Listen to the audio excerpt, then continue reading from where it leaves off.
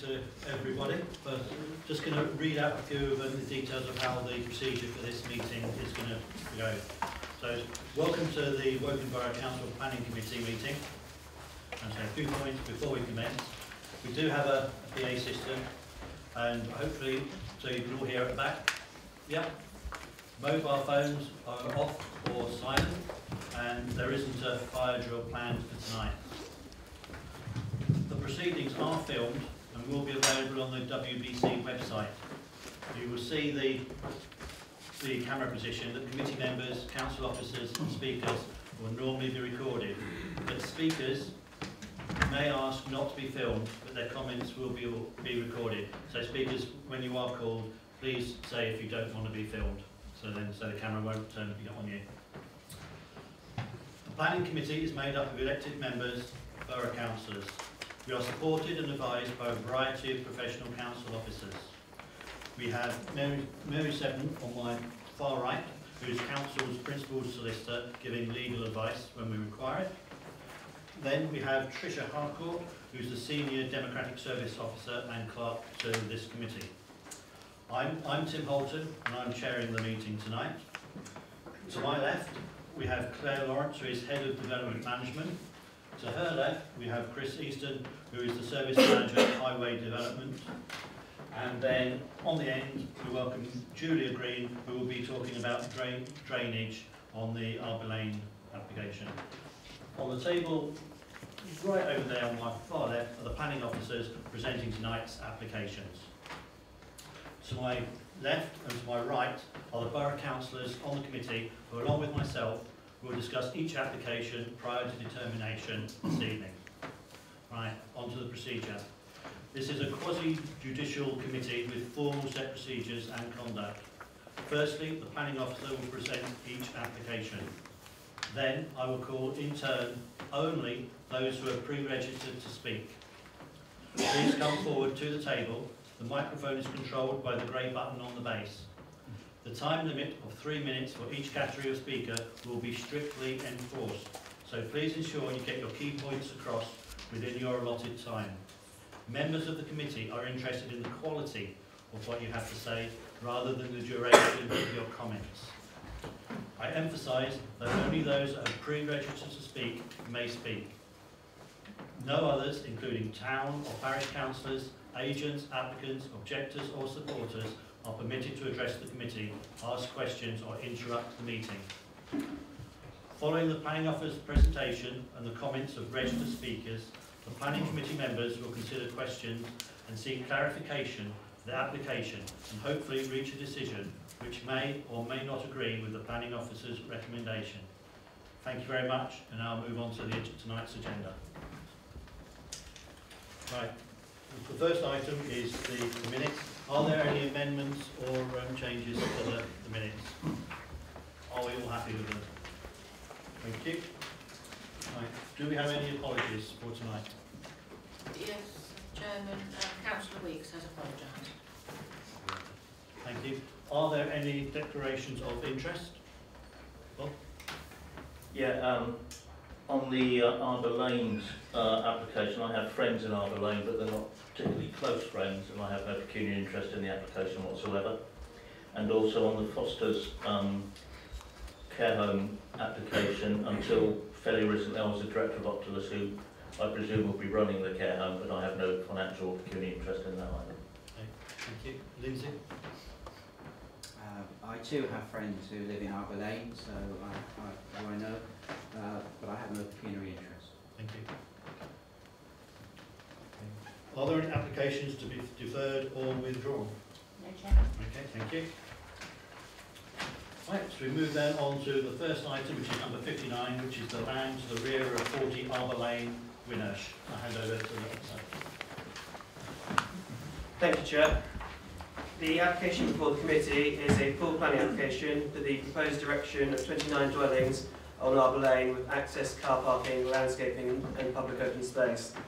The site was allocated under MTD policy SAL02 for the development of circa 30 or up to 30 dwellings, and as such the site is now located within development limits. Part of the site which accommodates the open space, however, is outside the development limits, and therefore no development is proposed upon this land, with the exception of the creation of the open space and the provision of a pond.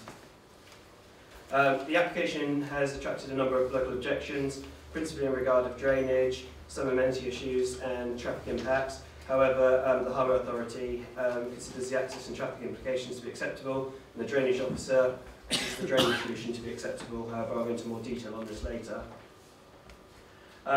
This plan shows the proposed site layout. As previously described, the area to the north of the site is the outer settlement limit, and the area in the southern and eastern part of the site is the in-settlement element, which has the housing on it. The density is approximately 24 dwellings per hectare, which is very similar to most of the other sites within the allocation SAL02 policy, and is broadly compliant with other sites developed in Winnersh. It's a little bit higher than the directly surrounding developments, but in more modern developments it's very similar. 29 dwellings are proposed with a good mix of housing. There's 5 2-bed units, 9 3-bed units, and 15 4- and 5-bed units, all of traditional scale, and nearly all 2-storey, with the exception of 3 2.5-storey buildings to the back of the site. The 2.5-storey buildings are the pink buildings shown on this plan here. All the other buildings are 2-storey. In the initial plans, there were a couple more 2.5-storey buildings towards the existing dwellings. However, the developer has taken on board comments from nearby residents and has removed those from the scheme. All dwellings, including affordable units, will meet the internal space standards and also provide adequate amenity. All separation distances are compliant with the guidance of the Borough Design Guide. This plan illustrates the overall parking provision for the site. 89 spaces are provided for 28 dwellings. That's 2.85 dwellings per hectare. Per dwelling. If you only count garages as half a space, so generous parking provision. This slide shows the open space provision to the north, which will be landscaped and to have a newt pond in the top corner. The borough ecologist has confirmed that this meets the ecological needs of newts in the area and has made no objection to the scheme. This slide shows the allocation I described, the lighter yellow area, and with the angular bit in it. Just here is the settlement boundary. This is outside the settlement. This blue line here depicts the flood zone 2. So all land to the south here is within flood zone 1, which is just any land effectively, and flood zone 2 is to the north. So that's land with between 1 in 100 and 1 in 1,000 year risk of flooding. There is a drainage strategy in place for the site. As I say, the developable area isn't within flood zone 2, however, it's important to consider surface water flooding in these cases, as there is evidence of water that has stood on the field before.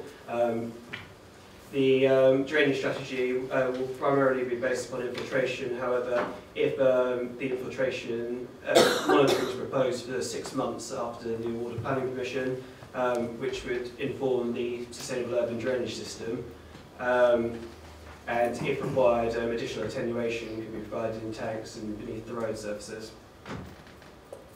This plan shows the typical street scene, again showing the use of traditional materials and ordinary scale, and it's acceptable.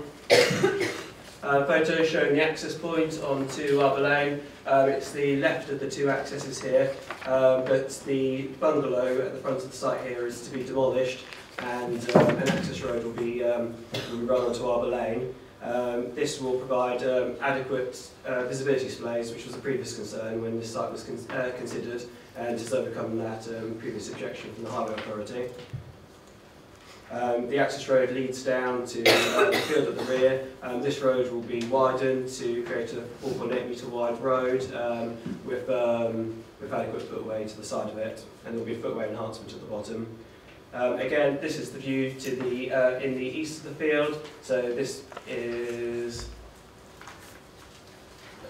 facing onto this area here. This tree here is the tree you'll be able to see on the slide. So facing into there.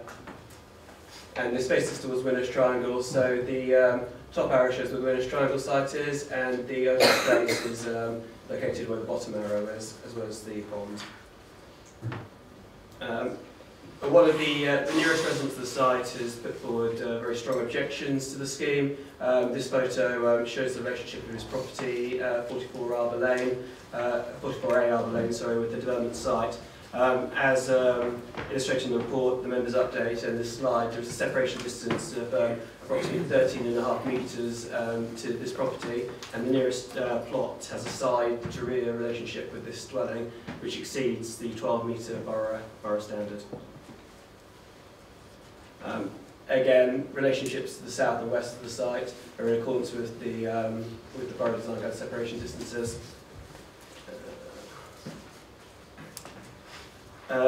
With regards to highway impacts and traffic, it's acknowledged that there is an existing problem going on to Reading Road. However, the impact of this development and the additional cars caused by it won't be severe, and a severe requirement is what the NPPF has as the test of whether or not development should be refused or not. It's considered that as well the impact isn't significant enough to warrant direct improvements, say signalisation of the junction. However, a contribution to highway improvements would be justified. The site provides on-site renewables through solar panels and makes full provision of affordable housing in Section 106.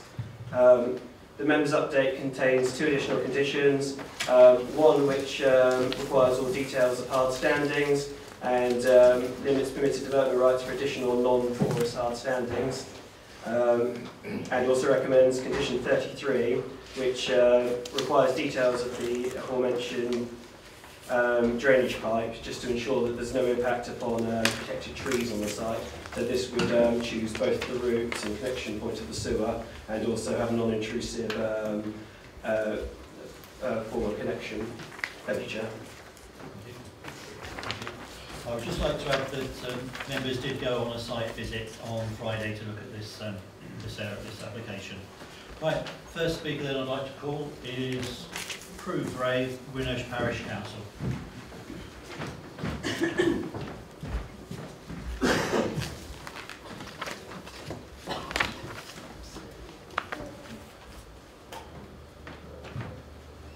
Good evening, everybody. Sorry. I'm here with my parish council hat on. I am a parish councillor as well as a borough councillor. The parish, now that it has more information about the application, it wishes to object, and their objection is in your members' update. As parish council, we do accept this is a designated housing site, and that therefore development will take place at some stage. What we are all concerned about is that development is done properly. We're not convinced by some of the details in this scheme as it currently stands. And we would also like to point out on behalf of our residents, they have found it hard to get information and feel that the consultations have not been very well handled. The parish council is not happy about the extra traffic on Arbour Lane. I'm personally disappointed that the road safety issues on the blind bend at the junction of Arbour Lane and Arbour Meadows haven't been addressed. And I'm also disappointed in what the report says about pavements. Extra pavement will be provided around the bell mouth of the access road, I think it's 38 to 52, something like that, Arbour Lane. And there is a vague offer of other pavement for Arbour Lane, which is mentioned in paragraph 35. But here we are at committee, and not even feasibility work has been done on this. I've been told in the past by highways officers there is no capacity in the road for more pavement. So should this not be sorted out before the application is determined? But actually the biggest issue is drainage. Consultation on the drainage revisions only ended on Monday. So how can the council have had time to take comments into consideration properly? 2 different options for drainage are now on the table, infiltration or a tank system.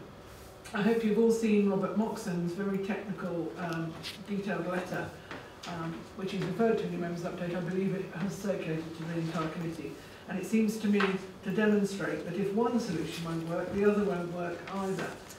And it's also raised the problem that both would interfere with the root protection area of TPO trees. The Borough Council itself, through condition 24, is saying that more time, another 6 months, is needed to assess the groundwater and flooding issues. Why does this take place after approval instead of before it? This all needs proper consideration, and I'm afraid just putting a rider on the proposed approval that says it can go forward in 3 months unless the EA objects is not good enough. Substantive questions have been raised and the answers need to be provided.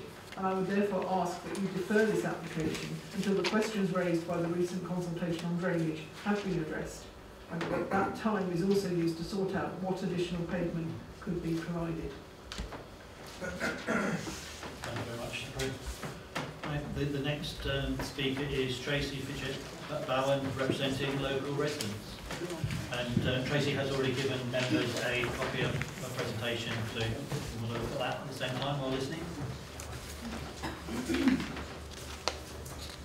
My name is Tracy Fitchett-Bowen of 12 Arbour Meadows, and I'm speaking today on behalf of the Arbour Lane Action Group, representing the 82 properties in and around Arbour Lane. We have submitted detailed comments on the 4th of June, the 7th of July, and most recently the 8th of October. The revised application still fails to meet many of the borough's own core strategy and local planning policies, or the National Planning Framework Policy. Point 1, flooding and drainage. The adequacy of the proposed surface water strategy is dependent on results of groundwater monitoring, which is yet to be undertaken and may well require a change of site layout. A connection to the surface water sewer, excavating through the root protection area of mature protected oak trees is not acceptable. Further connections to the existing foul sewer are not sustainable during prolonged storm events. Part of the proposed access road falls outside of the allocated area for development into floodplain zone 2. These all contravene your adopted planning policy. Point 2, traffic infrastructure and road safety. The applicant and the council have still not provided adequate responses to the concerns raised regarding traffic and safety in Arbour Lane. The development will add pressure on Arbour Lane, which will increase the risk of serious accident. The council is currently failing in its duty of care, which could lead to a claim of willful neglect. This contravenes your adopted planning policy. Point 3, density and character of the site. 35 dwellings per hectare are proposed near the eastern side of the site, nearly 3.5 times greater than the existing adjacent development, and fails to integrate with the character of the area. This also contravenes with your adopted policy. Point 4, Great Crested Newts, which are protected by UK and European law. The corridors of connectivity have been fragmented by the development without mitigation. Contrary to the requirements of Natural England, the conflicting plans show the removal of 2 hawthorns rather than strengthening the existing hedgerow. This contravenes both planning policy and legislation. Point 5, the process. On the 1st of October, revised plans were updated on the council's website without notifying the residents who objected. On the 8th of October, affected residents were informed and given until the 13th of October to comment, only 2 days prior to this meeting today.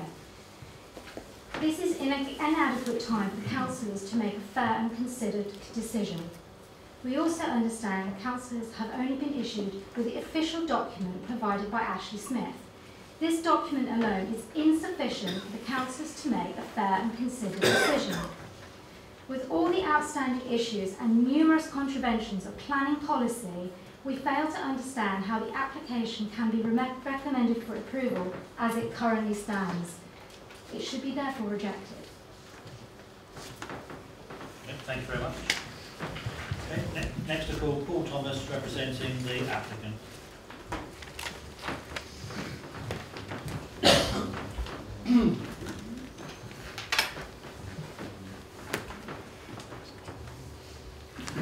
Thank you, Chairman. Good evening, members, and thank you for allowing me to say a few words on behalf of Bellway Homes.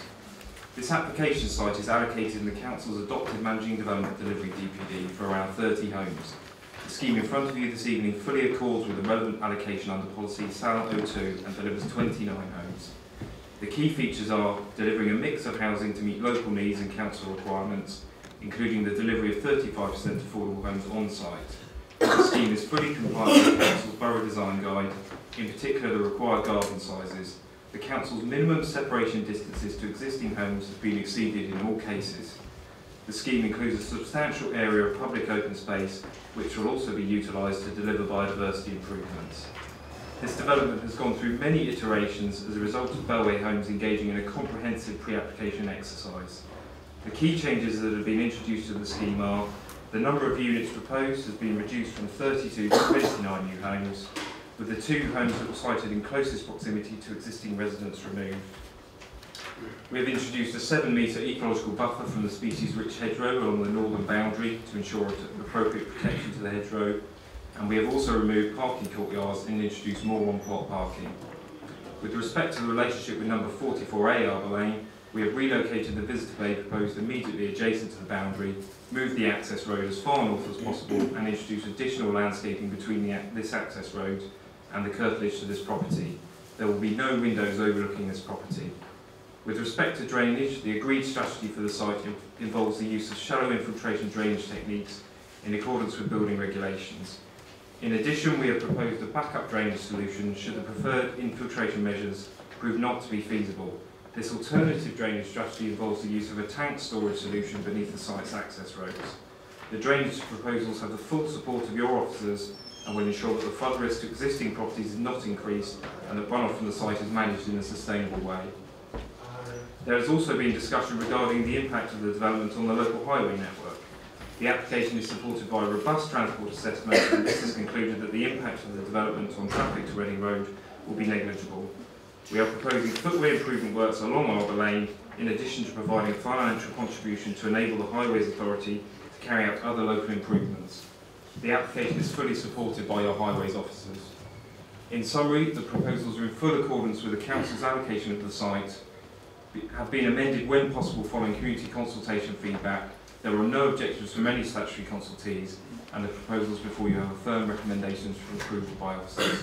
Thank you for your time. Okay, thank you very much. Right, the final person we have on the list to speak then is Ward Member Philip Holdsworth. If you'd like to come to the front desk. Thank you, Chairman.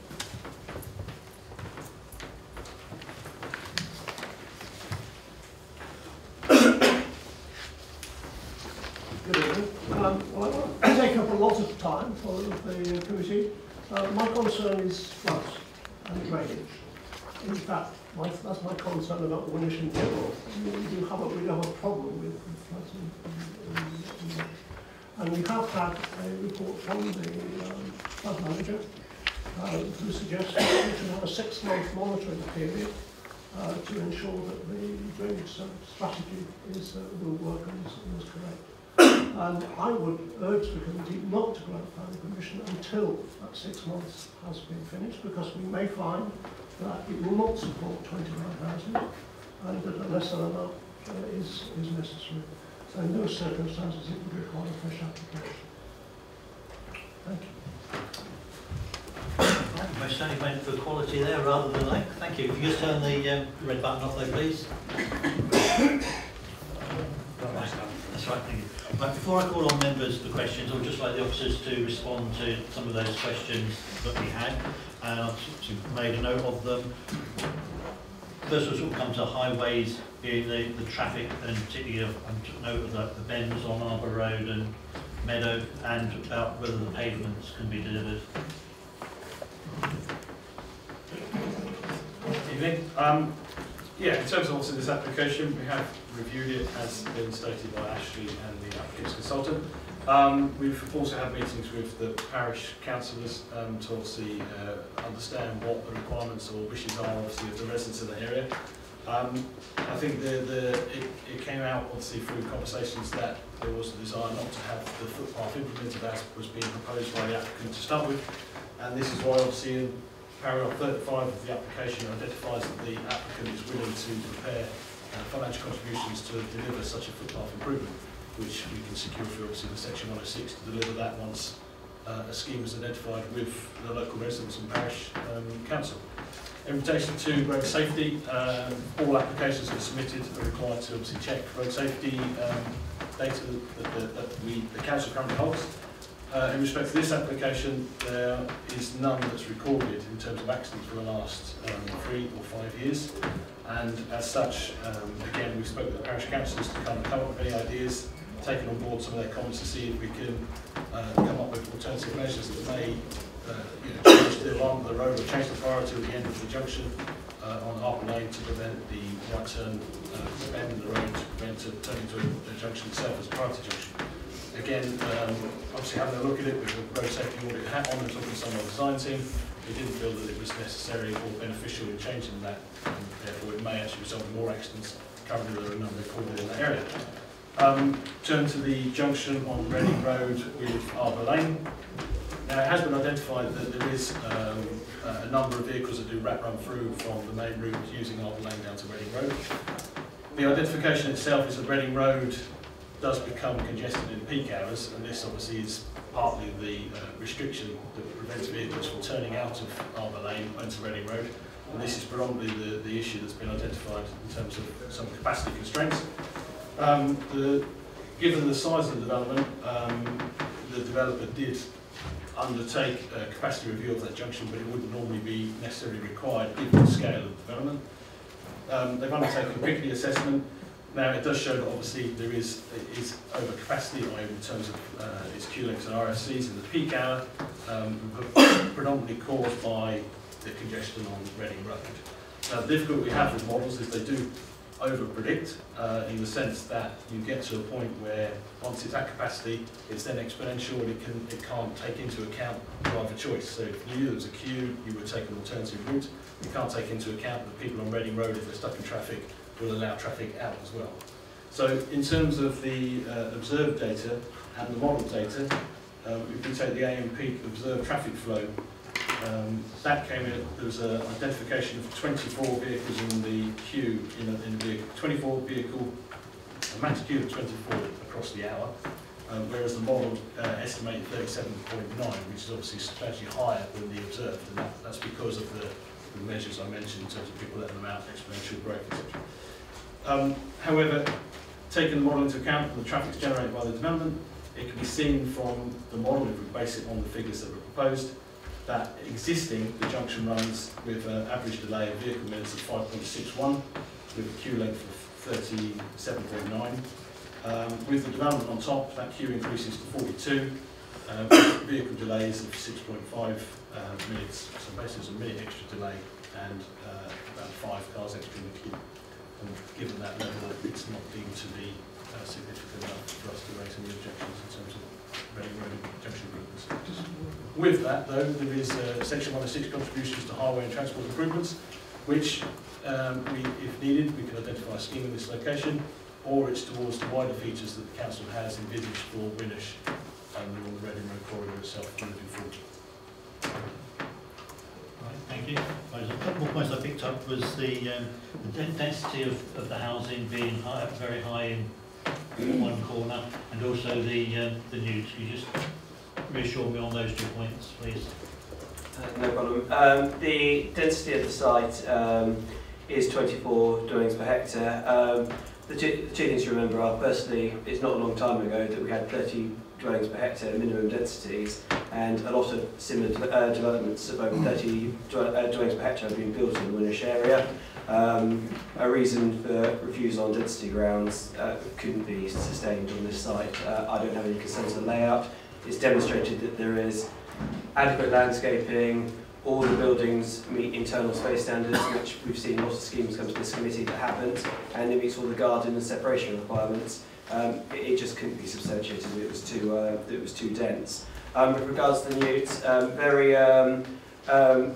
lot of contacts we had with the borough ecologist on this application. This has led to the corridor being negotiated in the pre-application stage at the back. The avoidance of doubt.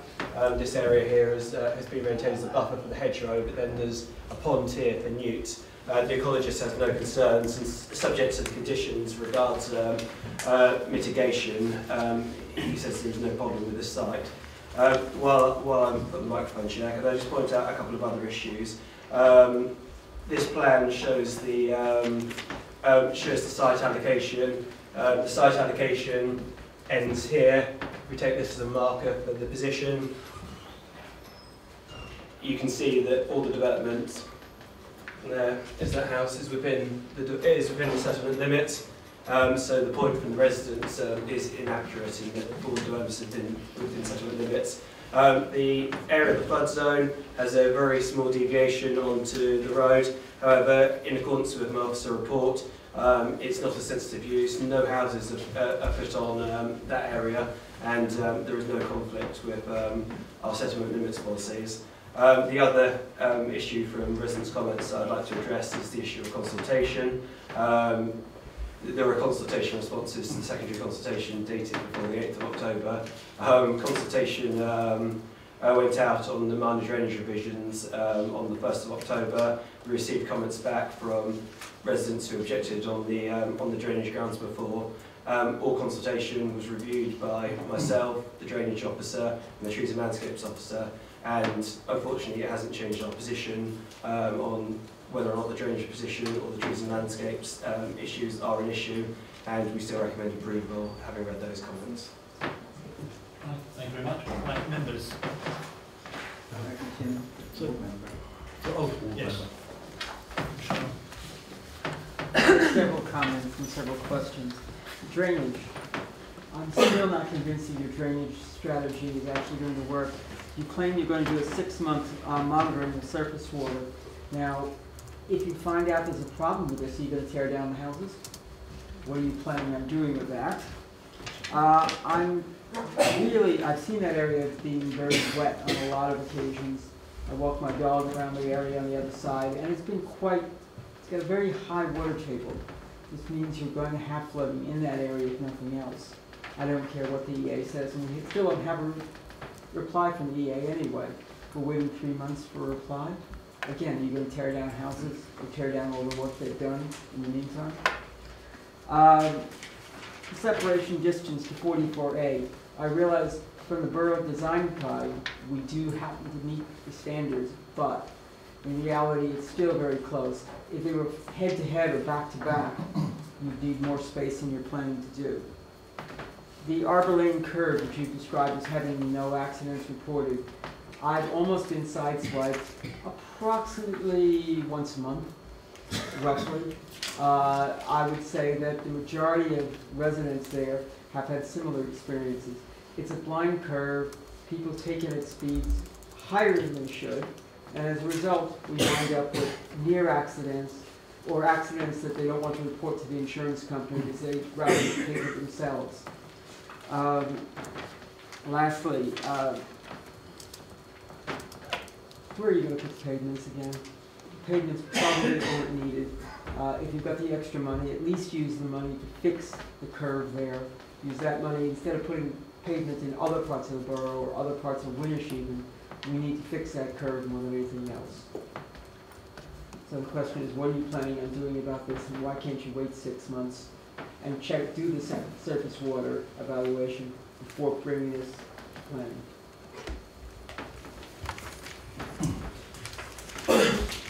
The applicant's provided is groundwater monitoring that needs to be undertaken because infiltration is by far the most appropriate solution for this site. But there was some initial groundwater monitoring which suggested it'd be quite high and they wouldn't be able to get the saturated zone. But they hadn't done enough to cover the whole site, so it might be that some areas can be infiltrated and other areas the groundwater might be higher and it needs to be tanked.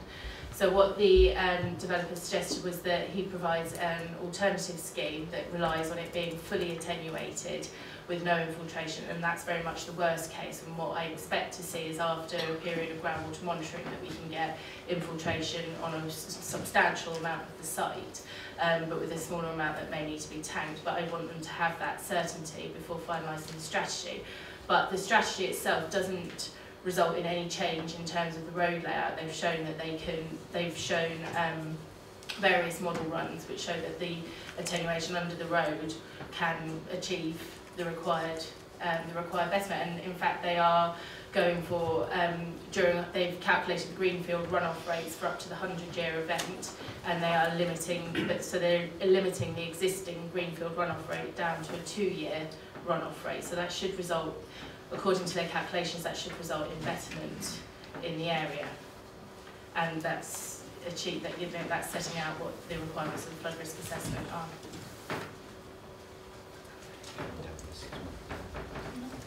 Chairman, if I may just clarify a couple of points around drainage, and with the help of Julia as well.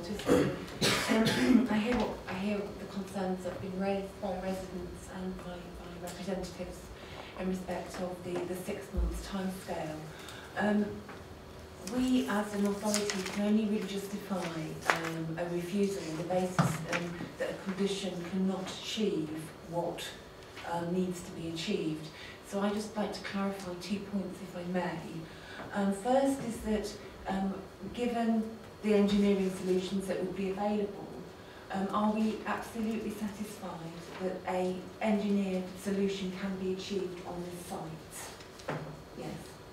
So I hear that as a yes.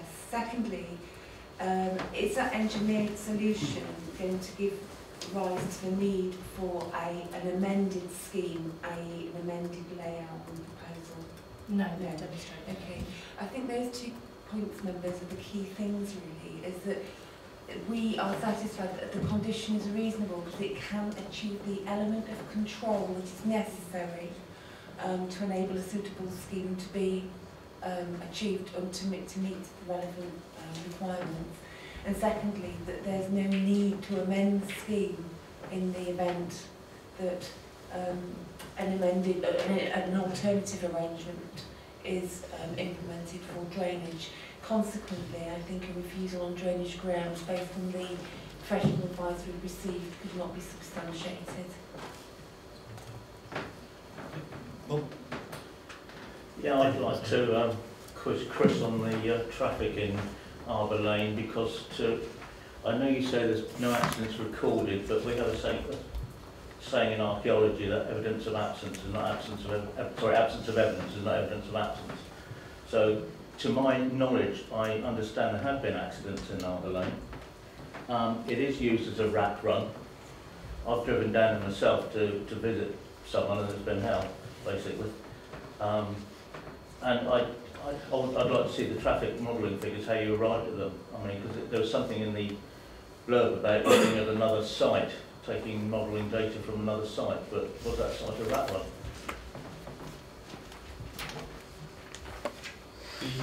The part of the other site, that was trip rates that they derived from. So obviously, again, in this case, obviously the council has a set rate of trip generation rates that it would typically use. However, obviously in this instance, the development's come forward. It's a standalone little pocket of development with not the amount of sustainable travel and transport that we would normally apply to such our large developments, the SDLs, for example. And as such, they obviously decided to use a trip rate that was more robust. That data was taken from the observed estate within Arbour Lane to give them a robust assessment to kind of these, obviously ourselves and obviously residents. In terms of the road safety, I understand, I know both Rochelle and yourself have mentioned that there have been accidents or there are close near misses.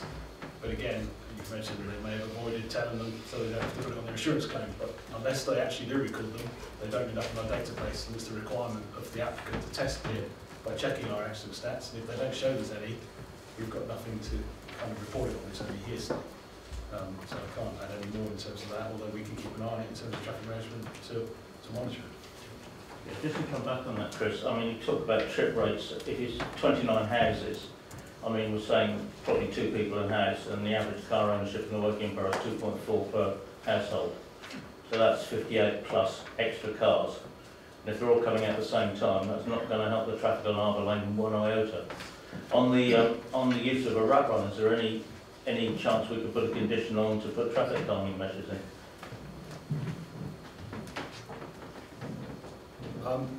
Just in terms of trip rate, I know obviously we discussed this a couple of times and developments across the borough.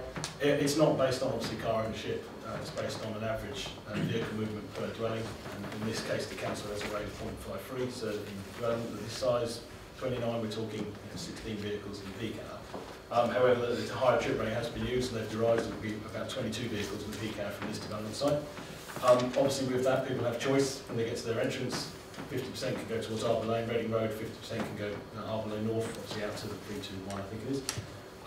So there's that aspect that we need to consider. I think I understand the bit you mentioned about car ownership, 2.4 in the borough. What's interesting is Shinfield, I know we're not in the same area, but Shinfield, which does have a car ownership, originally done some car ownership surveys with their residents, and it's come in at 1.7 cars per household. So it would appear that maybe the economic downturn or our sustainable measures of My Journey and the new leopard bus that runs down there is having a benefit. So in terms of, again, I think where we are in terms of traffic, rat running again is an issue. If vehicles do rat run through it, it sometimes is another deterrent to prevent from upgrading that junction, because if we upgrade the junction on Reading Road with Arbor Lane, it's likely to encourage more traffic down from the A321 to cut through, because it might be easier to get out on the Reading Road than at the signalised junction of the British Crossroads itself. I have a second question. Okay, Karen. We talked about the Newt survey and the ponds that, according to the paper from Mr. Moxon, is it? Yes. Moxon, he considers the measures put in to not be adequate for the great crested newt of sacred and blessed memory.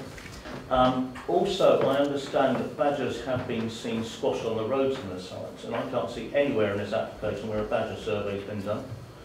I don't know if anyone can help me from the area that there are badgers on the site. I can help you. Please, Benny. And I haven't seen any dormice surveys either. With regard to badger sets, there are no badger sets in proximity of the site, or known badger sets within proximity of the site.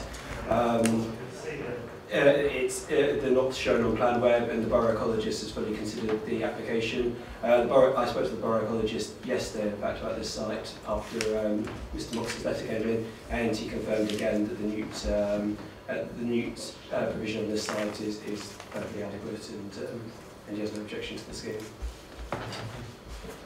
I hear what you're saying, Ashley, but has he actually visited the site? Has a survey been done to prove there are no badgers there? Or is it just there's no badgers there because they don't show up?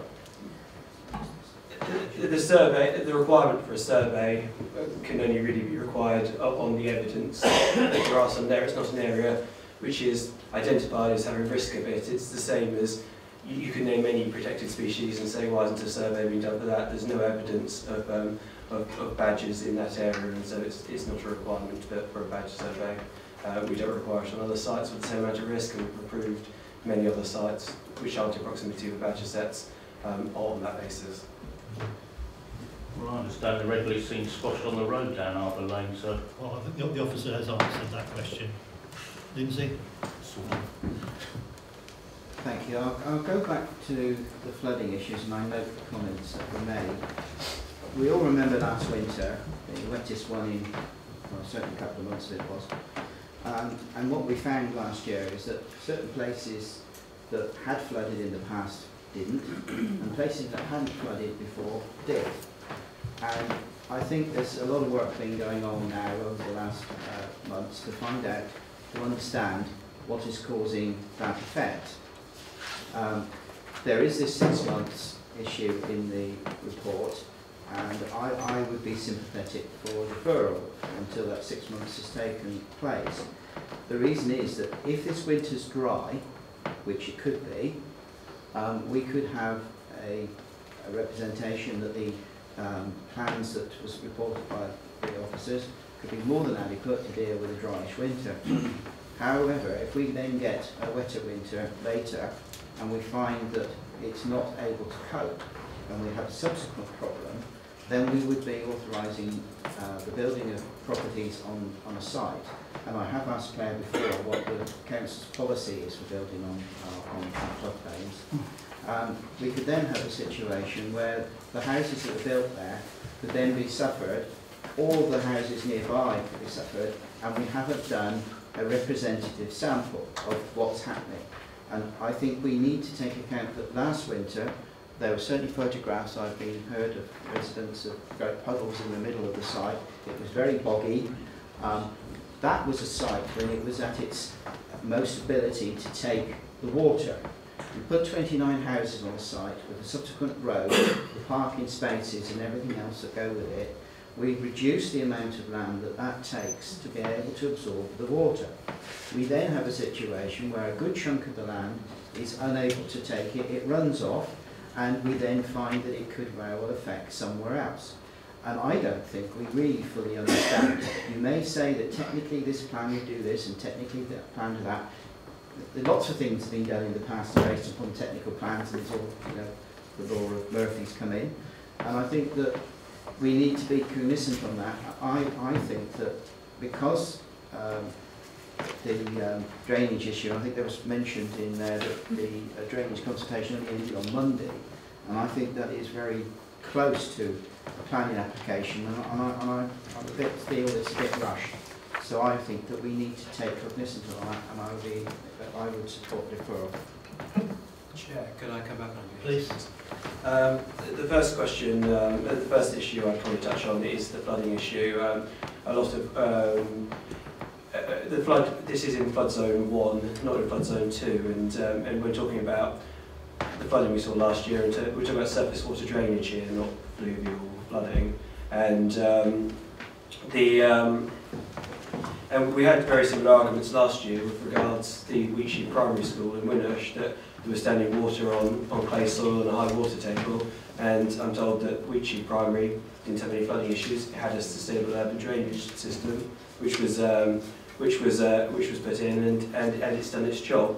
Here we've got a drainage officer making a recommendation that this is attenuated beyond the greenfield rate in the worst case scenario, and so the site is being mitigated for in drainage terms, and I feel that we don't gain a substantial amount through a deferral, because we already know the worst case position. Would you like to add something? Yeah, I just wanted to add that all the road surfacing will all be permeable, so all the parking, all the road surfacing, so that will allow water to infiltrate through it, and then the storage area underneath is designed to hold that water back as if it is still a green field. That's the kind of the principle of the SUD scheme, that it's replicating the infiltration that should be there naturally. And you know, the borough was exposed to very different events. We had a prolonged series of heavy rainfall over January and February, which was extraordinary, like periods of time, whereas something like the 2007 flooding was a flash flood event, which had one single heavy rainfall event. So they're two different types of event, and with the 6-month period we're able to cross-reference that with rainfall data for the area. We've got various rain gauges that we've got access to across the borough, and we'd be able to have a view as to whether it's been an exceptionally dry winter or an exceptionally wet winter. I met the Environment Agency yesterday, they told me it's going to be an exceptionally wet winter in their predictions, but that's the Environment Agency. So. Can I just come back, if I might? I think it's similar issues to what Raquel mentioned, and that is, what if we found that this 6 months survey found that it wasn't able to cope? You know, it's this hypothetical question, but it's one we need to consider. What would the position be? Maybe saying it Claire, maybe it's both, but what is the situation if that is that then a condition that means that this application would fall? If I may, sorry, the point I was trying to make earlier was that in the event that the monitoring took place and resulted in an alternative solution, it would not mean that this development could not be undertaken, that the layout would need to be changed, the access would need to be changed. This development could still go ahead. What might be needed is some amendments to the drainage engineering solution, but it wouldn't prejudice the houses, the layout, the gardens, the access. Got one further question, if I may. What if we found after the properties have been built that we then find that we get a subsequent winter or winters that it isn't, and the point that you made hasn't been found in the 6-month period, but subsequently found, and the resulting situation was that it might need to be modified. What is then the situation? Can I ask what that would be? Please. Chairman,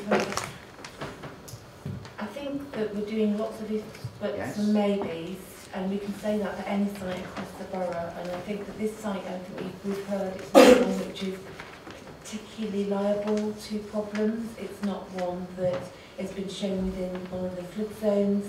It is not a site that we've got any reason to believe should be able to cause particular issues over and above that those that our experts have identified. The monitoring gives us the opportunity to look into it. It's quite a cautious approach, in my view. I think refusing an application on the back of on a concern that something might happen in the future that could apply to anywhere around the borough would leave us in a very vulnerable position that I don't think we'd be able to substantiate. You touched on it, but you didn't actually answer my question, which was that what if it was subsequently found and that the drainage system would need to be changed? What would then be the situation? Well, through that situation, then there would be I don't think there's any mechanism within the condition for any control is there over and above what's implemented. The condition, I think it's 24, 25, sorry. The condition 25 refers to the solution being based upon monitoring data, and so effectively whatever comes out of that monitoring will inform the design solution that is upon That's in the monitoring, that subsequent. If we could put if you were going to put something to give a safeguard, is there a future proof? Is there a future proof that we could do? No, Chairman, there's not. Not really. What we're talking is a hypothetical situation that we've got no evidence. And any development, we can apply this same discussion to any development across the whole of the borough, and we cannot reasonably expect every single development in the borough to have some if buts and maybes in the future if something ever happens that we're not completely sure what will happen and we've got no evidence to support that. I just don't think that's feasible. Just Michelle, and then we'll go to Chris and then John. Who's going to be maintaining and inspecting these SUDs? I understand that lately a lot of the new SUDs are going to be privately owned and privately run. And if it fails somewhere along the line, because it's private ownership and the borough isn't inspecting them and doesn't know, and it floods other areas, who's responsible? Is it going to be the borough? Is it going to be some unnamed company? And what are we going to do with the residents who are flooded in their houses?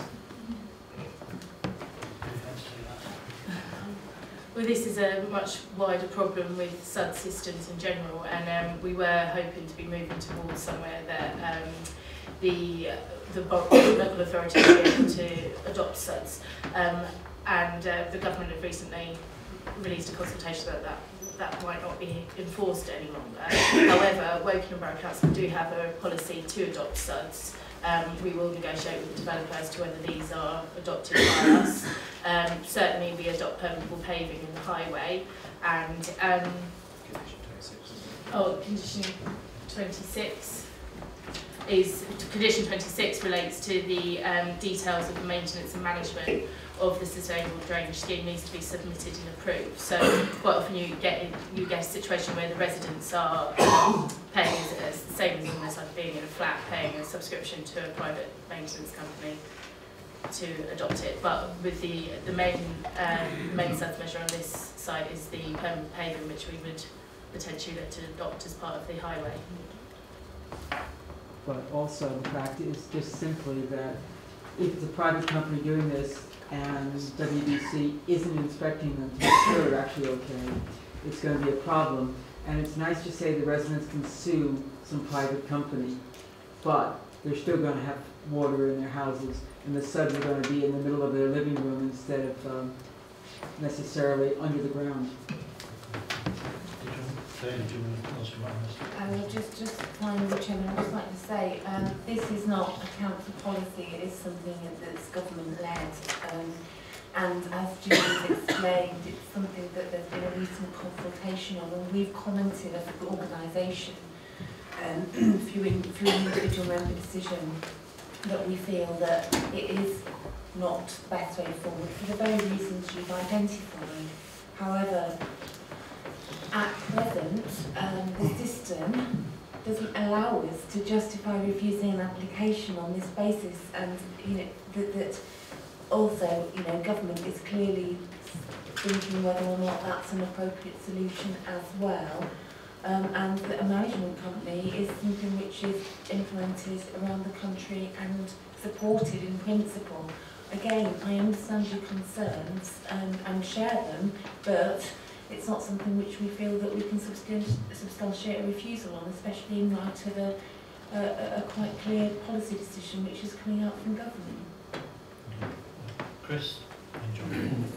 Thank you, Chairman. I was just going to say really what Claire's just said. What the officers are saying, that the drainage system proposed here is probably okay, but if problems arise in the next 6 months, they are reasonably confident, though they're not certain, I imagine, because you can only be certain about these things, they're reasonably confident that the drainage system can be modified to make this application successful.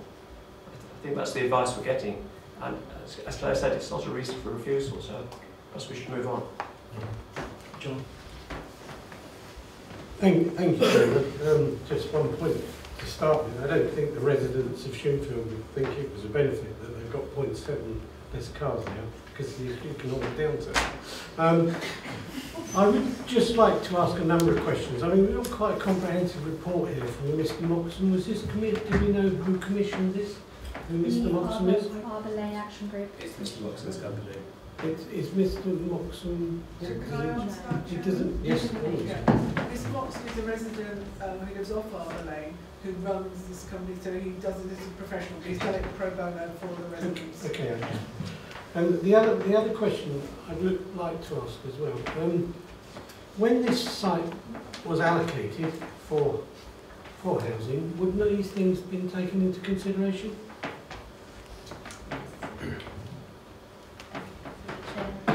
Yes, that's right. When we allocate housing, then we go through a process of identifying constraints within that. So if there's an indication, for example, that the site's in an area that's liable to flood, that would be something which would mean that we wouldn't be allocating the site.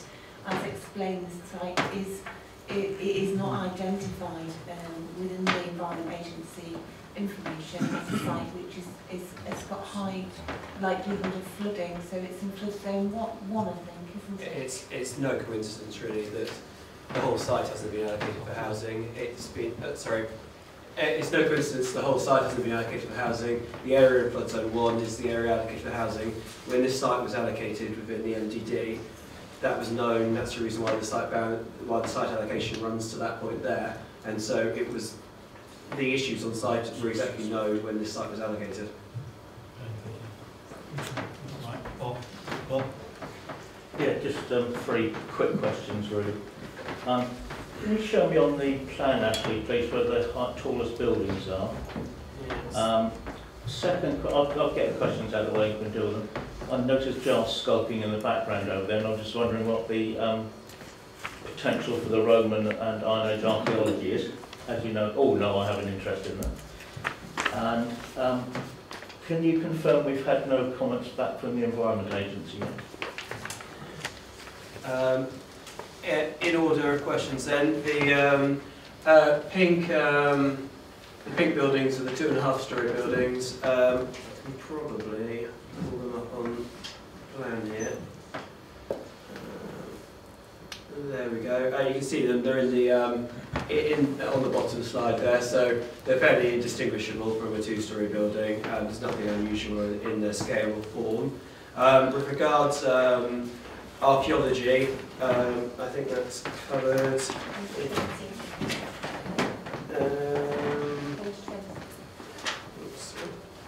It's covered in page 20. I actually got a secondary consultation response from Berkshire Archaeology today saying exactly the same thing, just recommending a watching brief.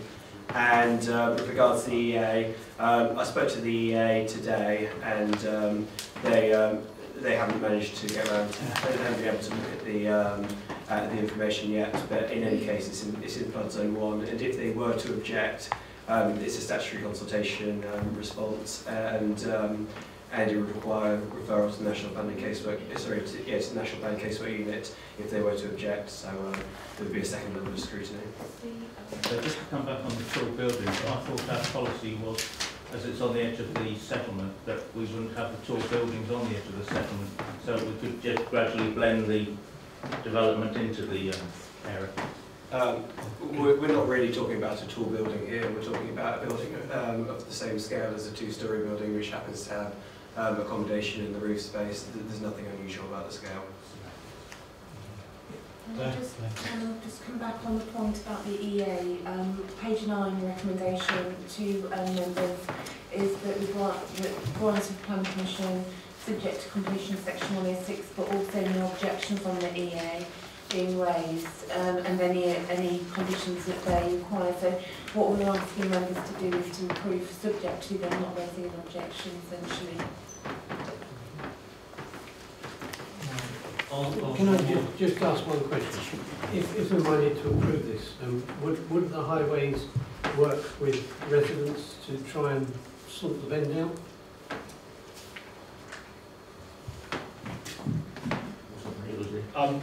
Yeah, I mean, obviously traffic management have a number of residents with issues of parking controls, speed issues, safety issues, traffic calming. I mean, obviously the council has a policy to not have vertical deflection, which is speed humps and stuff, as they tend to create noise and vibration for residents that they may be fronting onto. But I see no harm in obviously having a look. I mean, the actual data is a statement that there is the issue, but if it's something that would appeal to the members, then I see no reason why traffic management couldn't assist in reviewing and maintaining. Could we put that as a... Yeah, we can put that for you, Chairman. Yes, certainly. We can pass on that comment to traffic management, and the committee advised that this would be looked at. Not a problem at all. Right, thank you, members. Looking around, there's no more questions. I'm just going to look at Lindsay. When you first spoke, you were suggesting you were going to say a motion, or are you going to look for a seconder, or put it look for a seconder? Yes, I will, because if you don't mind, when I mentioned it, the comments that have been made, when Claire made a comment, it's about refusal of the application.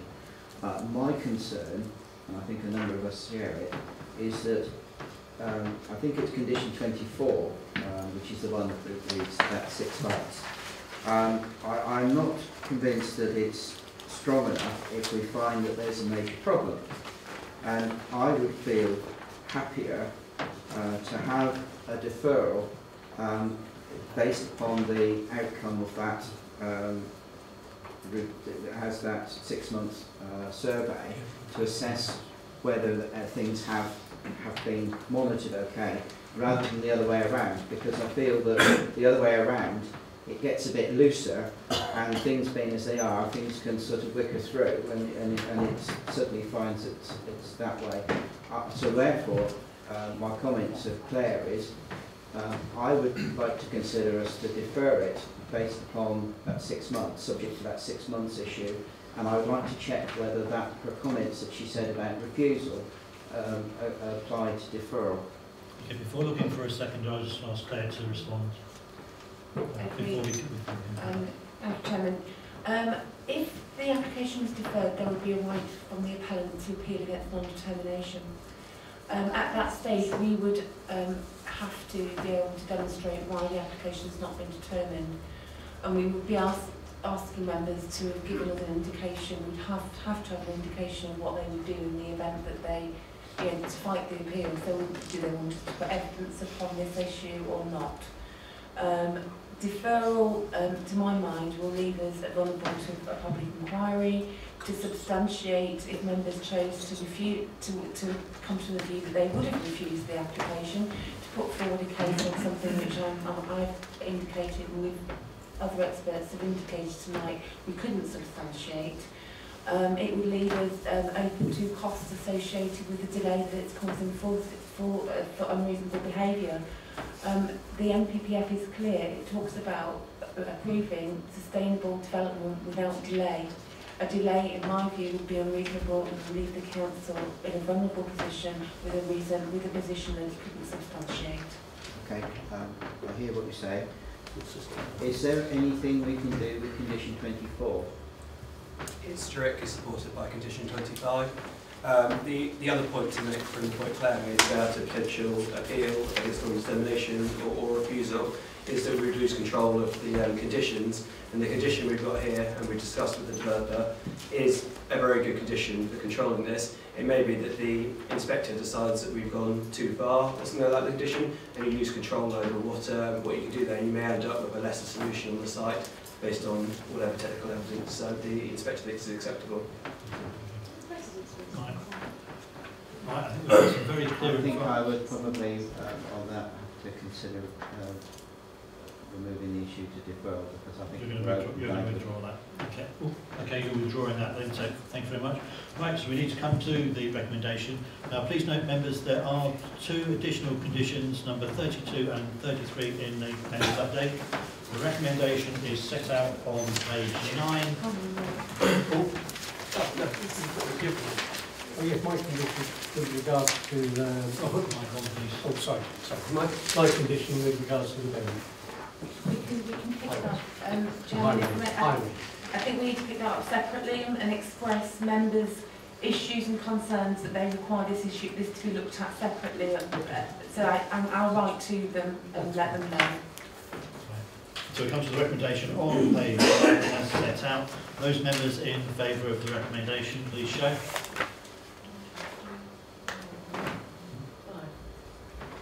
Okay, and those against? 3.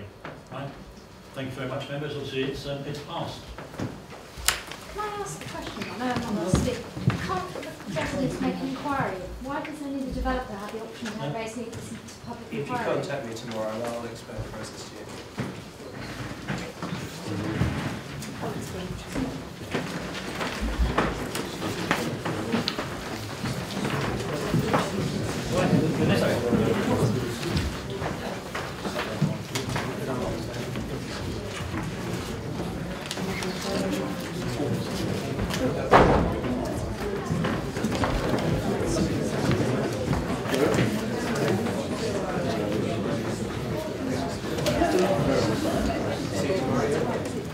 Those that are leaving could leave, because we have got a long evening ahead of us, please.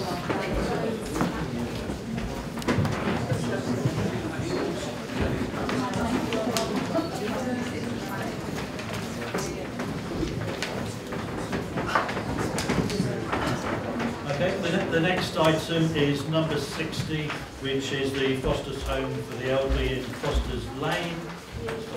Right, hand over to the officer to do this one. Thank you, Chair. The application before the Council is for the proposed erection of 34 one-bedroom flats with ancillary communal facilities.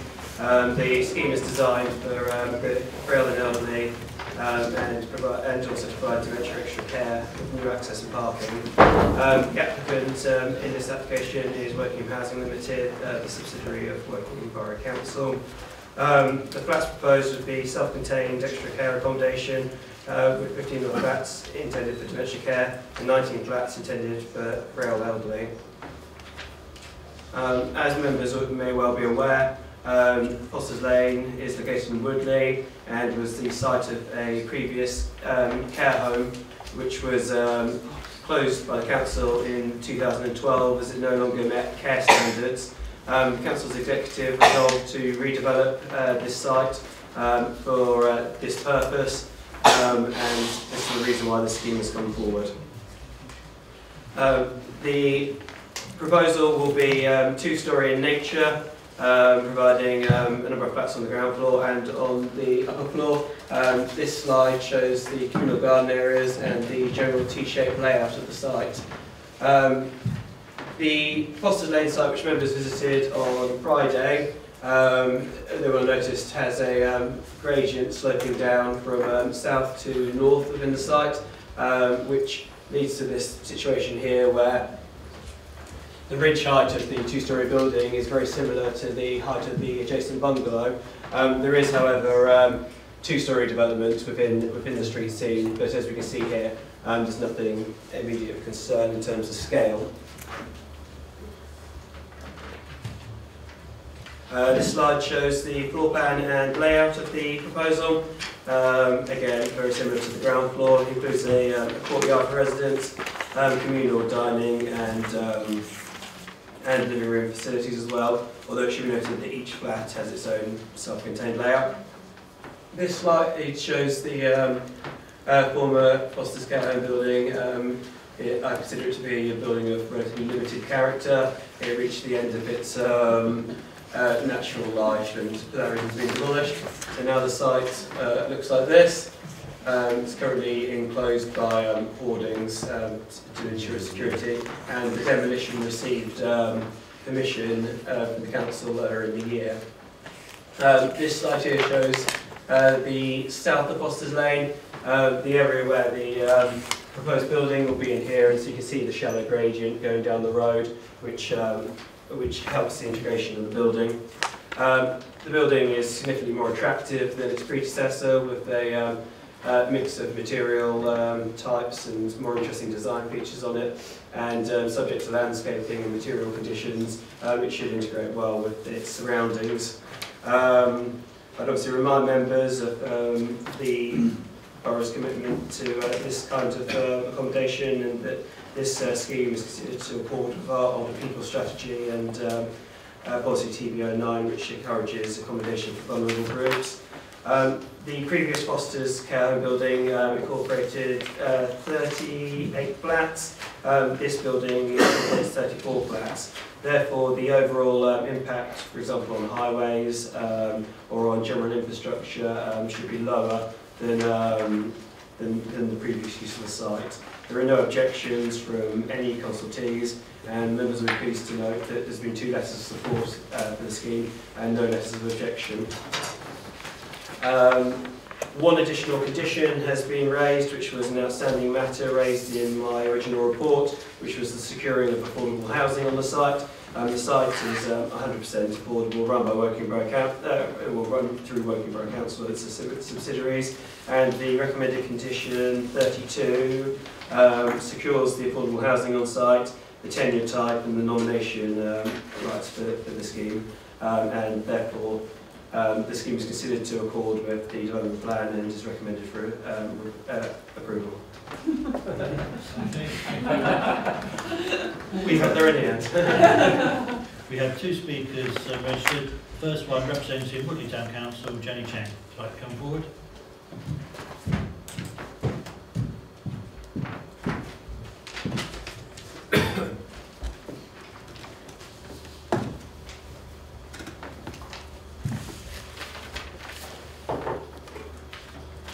Woodley Town Council is pleased to see a planning application for a new care facility on Foster's Lane to replace the old one. There was much sadness when the old care home for Fosters was closed, and residents in Woodley will welcome a new one. A lot of thought has been given to the appearance of the new building and the impact on residents, as well as the needs of the new occupants. The design will fit well into the area in which it will be built. However, Woodley Town Council is concerned that 19 car parking spaces will not be enough. It is clear from the application that care will be taken to protect trees and plants. But can you confirm that a fence will be built around the perimeter of the site, and how high will it be? I have received a query about this from the Cause Land charity, which has almshouses on Bodden Bridge Road which back onto the site. All in all, Woodley Town Council is in support of this application. Right, thank you very much. And next we have Robin Fielder representing the applicant.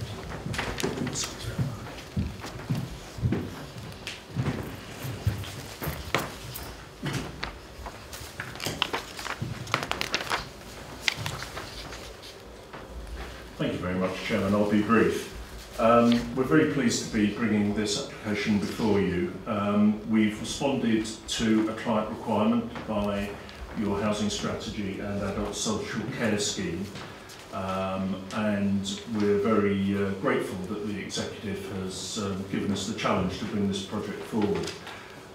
We've worked very closely with your adult social care and with colleagues in Optilist, and with external consultants, especially a local architect who we selected because of his understanding and track record of working in this area. And I think it's an elegant solution to quite a tricky site, in fact. We had discussions with local residents at a public consultation event, and I can't remember getting more support ever actually for a scheme than we received from the residents. On the issue of boundary treatment, there are a whole series of existing fencing, mostly in reasonable condition around the site, but we will be undertaking individual discussions with the adjoining residents as part of the development process. For example, there's one resident that has expressed concern about a tree, and we've agreed that we're very open to putting an extra tree in. So that dialogue will continue. Subject to your decision tonight, the next action will be to commission specialist consultants for the interior fit out and design, because we certainly intend this to be an award-winning scheme. Thank you very much. Thank you. You just press the button. Sorry. Before I open it up to members, I made up two things. Was the 19 car parking spaces, is that enough? And also about what's the fence around the perimeter going to be? If I have some answers to those 2 points, please.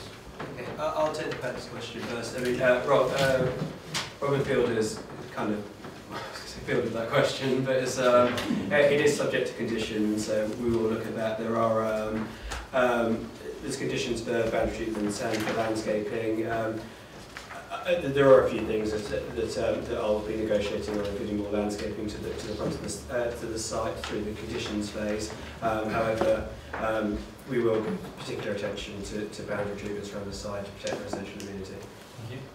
Thank you.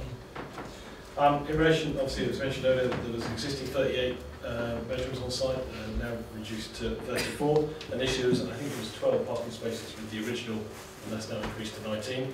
However, in line with that, the council's parking standards requires 1 space per staff member, and in the application it states there will be 8, so that's 8 spaces, and then our requirements are also 1 per 3 bedrooms, which equates to 11, so we come into the 19. So in accordance, the parking is in line with the council standard. Right. John? I'd just like to say how much I welcome this, removing one facility that was loved by the people who lived there and replacing it with something that's modern and will obviously please not only Woodley Town Council myself, but most of the LP in the borough. Very similar to John's comments, really. It's a much better looking building. I noticed a delicate description of the previous one, but I mean, it was much loved by the residents and the people of Woodley, but we just didn't have enough money to throw at it, and even then it wouldn't have made the standards that are required these days. So all in all, I think this is a wonderful improvement. Lindsay? I'll echo that. I think this is one of the easiest planning applications for us to deal with. I think this is a very good step forward with building, replacing something that obviously reached its end of life, and will provide a facility for our elderly people here. Michelle, then Chris. I also will echo the idea that this is a great idea. Are we going to be doing this with other locations in the borough as well, with some of the other older substandard? I think we need to keep on this planning application. I know, but just the What else, isn't it? I'm sure if Michelle's interested, that Robin will be more than happy to explain the plans for other future projects. Chris? Thank you, Chairman. I'm pleased we're clearly going to approve this planning application. I just wonder whether we could have a condition to ensure that the applicant does talk to the local residents and matters of concern to them. Claire is nodding, saying yeah, yes. We'll incorporate that within. Just to be clear, in what contexts? Well, the applicant was talking along those lines, if you remember. Oh, okay, engagement. I was just trying to secure it. Absolutely, thank you. Absolutely, that's not a problem, and I think it's good practice for all major schemes. We should really be including a condition, making sure that the developer takes ownership of issues through the construction phase. So we can have that as a condition, and I think in future we can ensure that that's added as a standard approach to all of our major schemes. Sorry, just pride myself on my thoroughness, but the conditions are already in there, and it's attached to condition 4, which requires measures to contact local residents to inform them of the commencement of development by letter, and also provide them with appropriate contact details for residents to contact the developer if they have any issues or concerns. So that's already in there. Preemptive. I was just trying to underline it. If there are no more, There's a red line, is it? I just have to be endorsed. We'll comment on technical. right. Okay, excellent. So we'll go to the vote then. Just please note there is the additional condition in the members' update number 32, and we will now go then to the recommendation as set out on page 44. All those in favour, please show. That's unanimous, so thank you very much. There is going to be a 5-minute break before we go on to the next application, so if you want to go and stretch your legs, that'd be fine.